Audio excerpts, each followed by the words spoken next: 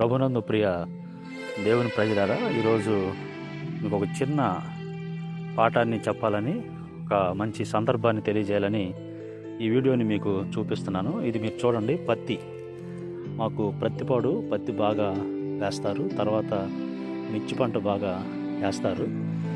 ఈ పత్తి చేలోకి వచ్చి మీకు ఎందుకు ఇది చూపిస్తున్నానంటే, దేవుని బిడ్డలారా, దీనికి ఒక బైబిల్ ఒక ప్రత్యేకమైనటువంటి ప్రాసెస్ని తెలియజేస్తూ ఉంది.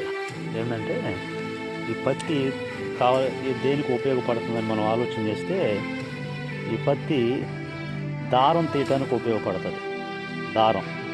దారం దేనికి ఉపయోగపడుతుంది? వస్త్రాలు తయారు చేసుకోవడానికి ఉపయోగపడుతుంది. వస్త్రాలు దేనికి ఉపయోగపడతాయి? మనిషి శరీరాన్ని కప్పుకోవటానికి ఉపయోగపడతాయి. మనిషి శరీరాన్ని ఎప్పుడు కప్పుకోవాల్సి వచ్చింది అంటే, ఏదైనా వనంలోకి మనం వెళ్ళాలి. ఏదైనా వనంలోకి వెళ్తే అక్కడ ఆదాము అవ్వలు చేసిన తప్పును బట్టి దేవుడు వారిని దిగంబరులుగా ఉంటే చర్మపు చొక్కాలు వారికి కుట్టించి మొట్టమొదటి టైలర్గా దేవుడే వారిని శరీరాన్ని కప్పుకోమని వస్త్రాలు ఇచ్చినట్లుగా చూస్తూ ఉన్నాం.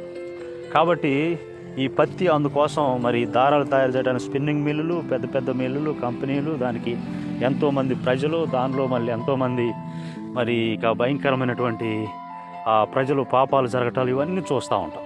ఇలాంటి పరిస్థితుల్లో పాపం అనేది మనిషిని ఎంత భయంకరమైనటువంటి పరిస్థితుల్లోకి తీసుకెళ్ళిందో మనం చూస్తున్నాం.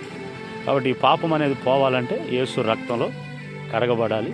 యేసు రక్తంలో కడగబడినప్పుడే పాప శాప విమోచన కలుగుతుంది. తద్వారా దేవునికి దగ్గరై మరలా పరలోకంలో మనం చేరటానికి అవకాశం అనేది ఉంటుంది. ఈ పత్తి దారం తయారు చేయటమే కాకుండా పత్తి విత్తనం నుంచి పామాయిల్ తయారు చేస్తారు. దాని నుంచి ఆ పిప్పి తీసిన తర్వాత సోపుని తయారు చేస్తారు. ఈ వీడియో మీకు నచ్చినట్లయితే లైక్ చేయండి, షేర్ చేయండి. ఇతరులు ఇంకా ప్రోత్సహించబడినట్లు ఈ పరిచయాన్ని సహకరించండి. పాపాన్ని ఒప్పుకోండి, యేసు రక్తంలో కడగబడండి, పరిశుద్ధులుగా తీర్చబడండి. ఆమేన్.